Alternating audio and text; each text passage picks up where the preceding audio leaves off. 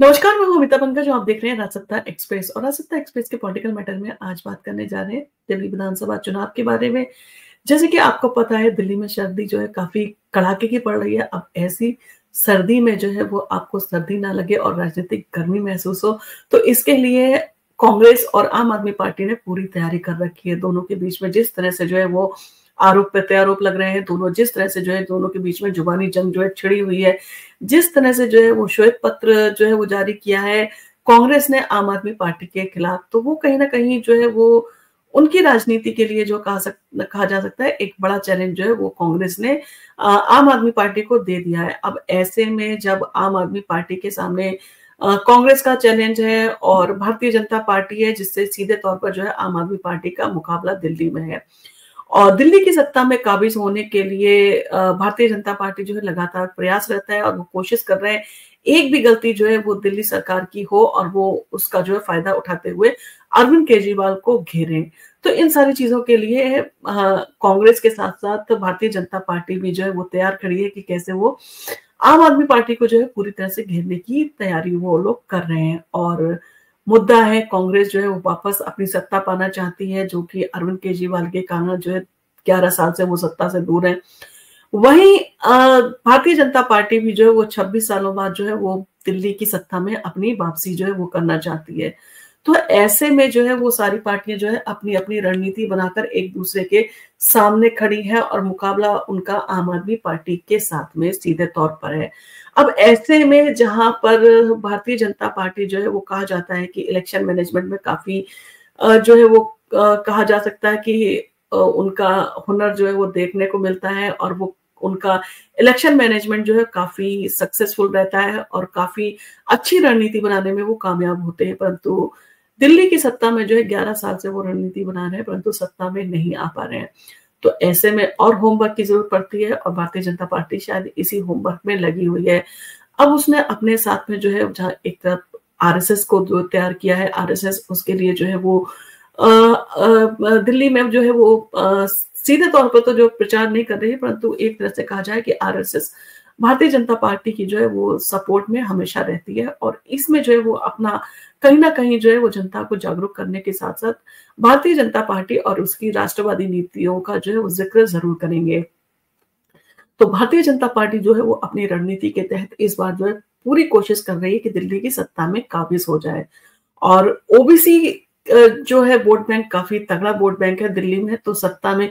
26 साल वापसी के लिए बीजेपी का ओबीसी कार्ड जो है उसने खेलना शुरू कर दिया है और ओबीसी वोटर पर जो है उसका पूरी तरह से फोकस है कि ओबीसी वोटर को जो है वो कहीं ना जाने दिया जाए और ओबीसी वोटर जो है भारतीय जनता पार्टी को जो है पूरा वोट दे। तो ओबीसी वोटर्स पर जो है भारतीय जनता पार्टी ने अपना फोकस जो है करना स्टार्ट कर दिया है और दिल्ली विधानसभा चुनाव के लिए जो है वो अपनी रणनीति बनानी भाजपा ने जो है वो शुरू कर दी है और ओबीसी यानी कि अन्य पिछड़ा वर्ग वोटरों को जो है प्राथमिकता दी जा रही है।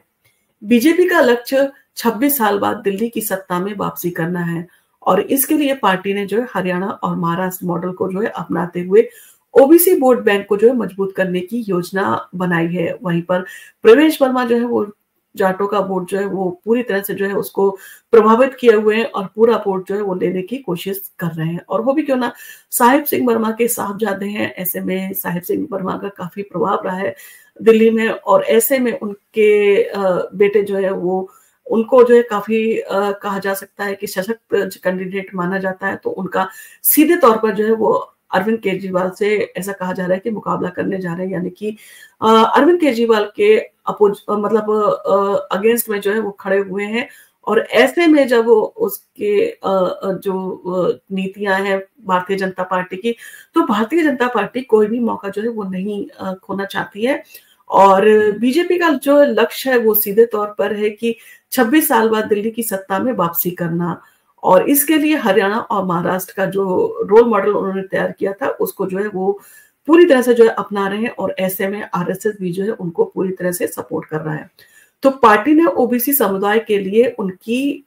52 उपजातियों तक पहुंचने के लिए जो है बड़े पैमाने में बैठकें और सम्मेलन आयोजित करने का जो है वो निर्णय लिया है। 11 दिसंबर से शुरू हुई इन बैठकों का उद्देश्य ओबीसी समुदाय के बीच में अपनी पकड़ मजबूत करना है।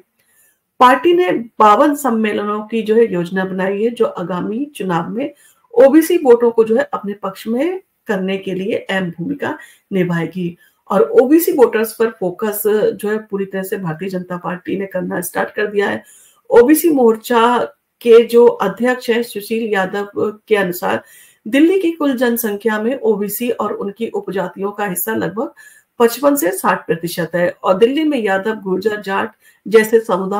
समुदायों के अलावा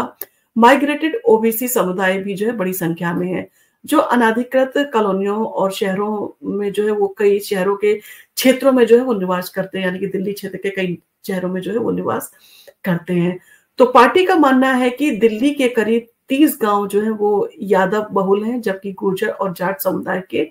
गांवों में भी जो काफी महत्वपूर्ण भूमिका जो है भारतीय जनता पार्टी निभा सकती है। तो अब आम आदमी पार्टी यानी कि आपने ओबीसी वोटों से जो है वो देखा जाए एक तरह से दिल्ली का चुनाव जो है वो जीता था। अब ऐसे में ओबीसी समुदाय को साधने के लिए विशेष प्रयास जो है वो शुरू किए जा रहे हैं और ओबीसी वोटर जो है वो पूरी तरह से जो है वो भारतीय जनता पार्टी का उन पर फोकस है। और बीजेपी ने हरियाणा और महाराष्ट्र में ओबीसी वोटरों को एकजुट करने के लिए विधानसभा चुनावों में जो है सफलता हासिल की थी और उन्होंने काफी जो है प्रयास किए थे और उन्होंने काफी सक्सेसफुल कहा जा सकता है कि प्रयास थे उनके हरियाणा और महाराष्ट्र में जो है ओबीसी वोटरों को एक कर पाने में वो जो है वो सफल रहे थे। तो इन्हीं के साथ में हरियाणा में ओबीसी समुदाय और उसकी उपजातियों को संगठित करने के लिए बैठकें जो है आयोजित की गई थी, जिससे पार्टी ने 38% ओबीसी वोट हासिल किए। तो महाराष्ट्र में भी जो है मराठा ध्रुवीकरण के मुकाबले पिछड़ी जातियों को जो संगठित किया गया था और इन सफलताओं से प्रेरित होकर बीजेपी ने दिल्ली में भी इसी तरह की रणनीति अपनाने का जो है वो फैसला किया है। और दिल्ली में अगर कहा जाए तो ओबीसी समुदाय के लिए कुल 52 बड़े सम्मेलनों का जो है वो आयोजन करने जा रही है भारतीय जनता पार्टी। और इन सारी चीजों के तहत जो है 11 दिसंबर को जो है प्रदेश कार्यालय में पहली बैठक आयोजित हुई, जिसमें पाल और बघेल समुदाय के लोगों ने हिस्सा लिया। और इस बैठक में केंद्रीय मंत्री एपी सिंह बघेल और बाकी जो नेता है वो शामिल हुए थे और आगामी बैठक में विभिन्न ओबीसी उपजातियों के साथ में जो है संवाद किया जाएगा। 12 दिसंबर को सोनार और बर्मा में जो है समुदाय के साथ में बैठक आयोजित की गई थी और इन बैठकों में जो है संबंधित समुदाय के प्रमुख बीजेपी नेता जो है वो उपस्थित रहे थे और बाहरी दिल्ली के जाटों यानी कि जो कहा जाए कि उनको भी जो है प्रभावित करने की कोशिश की जा रही है। उसी के साथ साथ दिल्ली के जीटी करनाल रोड पर भी जो है ओबीसी समुदाय के लिए लोगों के साथ में एक सम्मेलन आयोजित किया गया, जिसमें कई मुद्दे थे जिनके ऊपर चर्चा की गई। इसके अलावा पार्टी हरियाणा और महाराष्ट्र की तरह ओबीसी के लिए विशेष घोषणाएं जो है वो कर सकती है, ऐसा जो है अनुमान लगाया जा रहा है, क्योंकि मेन फोकस जो है उसका ओबीसी वोटर्स हैं, जिनको लुभाने के लिए हर संभव प्रयास जो है करने के लिए भारतीय जनता पार्टी तैयार है, क्योंकि 50 से 60% जो है ओबीसी वोट बैंक है, जिसको हर पार्टी जो है लुभाने के लिए प्रयास जरूर करेगी। और पार्टी सूत्रों के अनुसार पिछले लोकसभा चुनाव में ओबीसी वोटरों का समर्थन जो है वो काफी कमजोर पड़ गया था, जिसके चलते बीजेपी ने जो है वहां पर चुनाव भी नहीं जीत पाई थी। और कहा जाए जो ओबीसी समुदाय के जो वरिष्ठ लोग हैं उनका कहना है कि भारतीय जनता पार्टी ने जो है इसको गंभीरता से उस समय नहीं लिया था, जिसका खामियाजा सीधे तौर पर जो है भारतीय जनता पार्टी ने उठाया। तो हरियाणा में पार्टी को 44% ओबीसी वोट मिले थे, जो पिछले चुनाव के मुकाबले 29% कम थे। वहीं कांग्रेस ने 51% ओबीसी वोट हासिल कर बीजेपी को पीछे वहां पर जो है वो छोड़ दिया था। और इस गिरावट को देखते हुए बीजेपी ने ओबीसी समुदाय को एकजुट करने के लिए दिल्ली चुनाव में जो है अपनी रणनीति में जो है बड़ा बदलाव किया है। और पार्टी ने जो है वो इन सारी चीजों के साथ में ये उसको उम्मीद है और उसकी ये योजना है कि उसे चुनाव में बढ़त दिलाने में ओबीसी जो है वो काफी उसके लिए मददगार साबित हो गए। तो दिल्ली के ओबीसी वोटरों को साधने की ये कोशिश जो है बीजेपी की एक महत्वपूर्ण दाव जो है वो कहा जाए तो साबित हो सकता है। और इस वर्ग की संख्या और चुनावी प्रभाव को देखते हुए बीजेपी ने इसे अपने मुख्य फोकस में जो है रखा है और इसके ऊपर रणनीति बनाना जो है उन्होंने शुरू कर दिया है। पार्टी को उम्मीद है कि ओबीसी वोटरों को लुभाकर वो न केवल आम आदमी पार्टी को चुनौती दे सकती है, बल्कि दिल्ली की सत्ता में भी वापसी जो कर सकती है। और ओबीसी वोट बैंक पर ध्यान केंद्रित करते हुए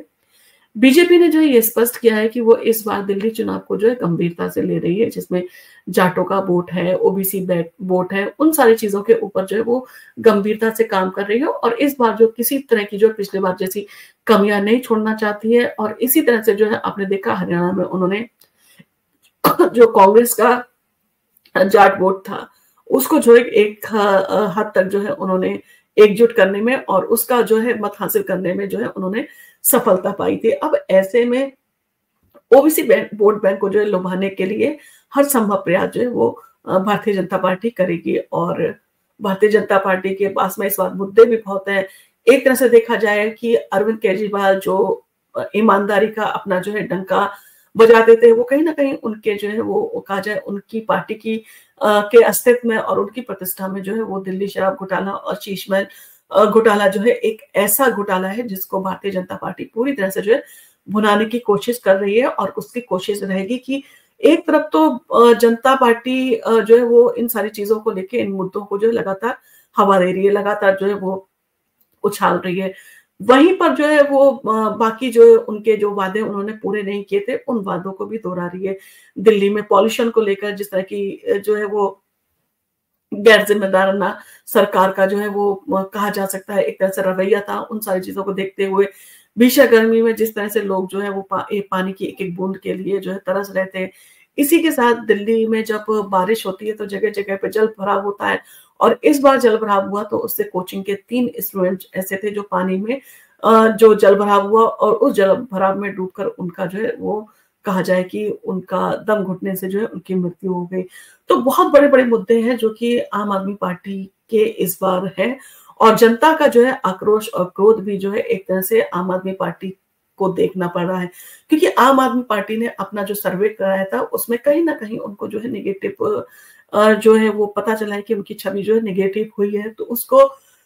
पॉजिटिव करने के लिए नारी सम्मान योजना और संजीवनी योजना जो है वो लॉन्च की थी अरविंद केजरीवाल ने। और उसका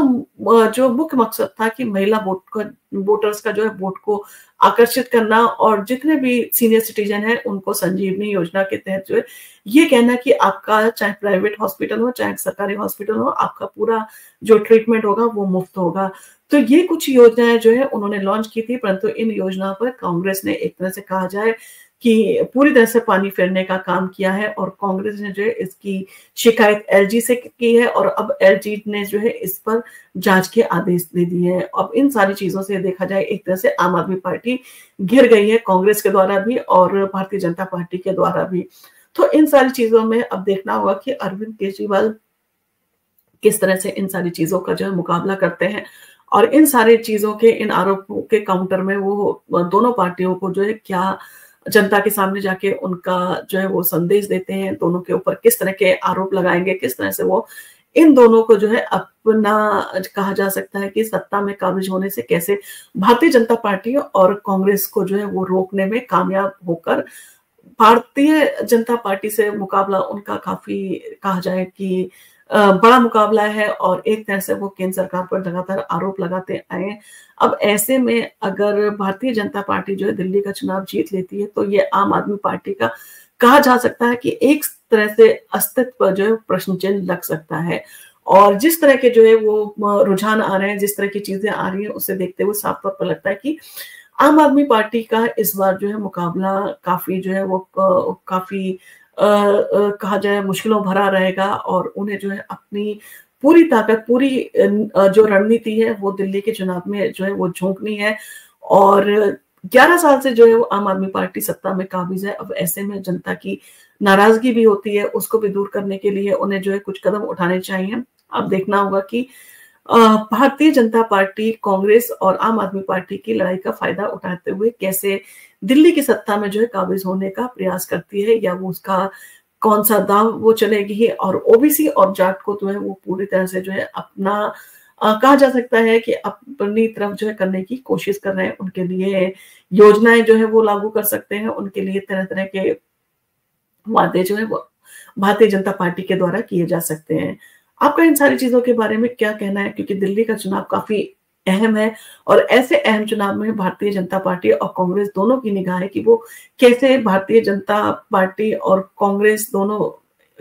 आम आदमी पार्टी कह रही है, दोनों मिली हुई हैं और दोनों मिलकर जो है वो आम आदमी पार्टी को घेरने की कोशिश कर रही हैं। अब ऐसे में क्या आम आदमी पार्टी का ये आरोप ठीक है? क्या कांग्रेस और भारतीय जनता पार्टी एक हो सकते हैं? ये सारी चीज़ें जो है वो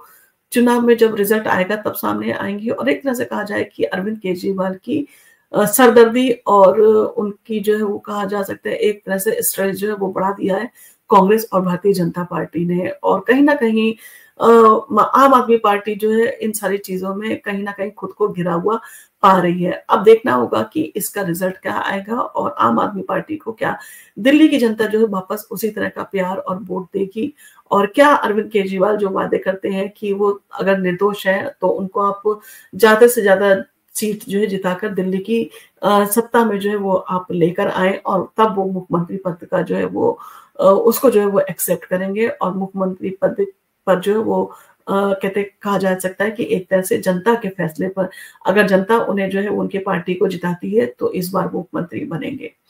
आपका इन सारी चीज़ों के बारे में जो भी कहना हो आप हमें कमेंट करके बता सकते हैं, और आपको अगर हमारा वीडियो पसंद आया हो तो आप इसको लाइक कीजिए, शेयर कीजिए, सब्सक्राइब कीजिए। हम आपके लिए इसी तरह के इंटरेस्टिंग वीडियो जो है वो लेके आते रहेंगे। धन्यवाद।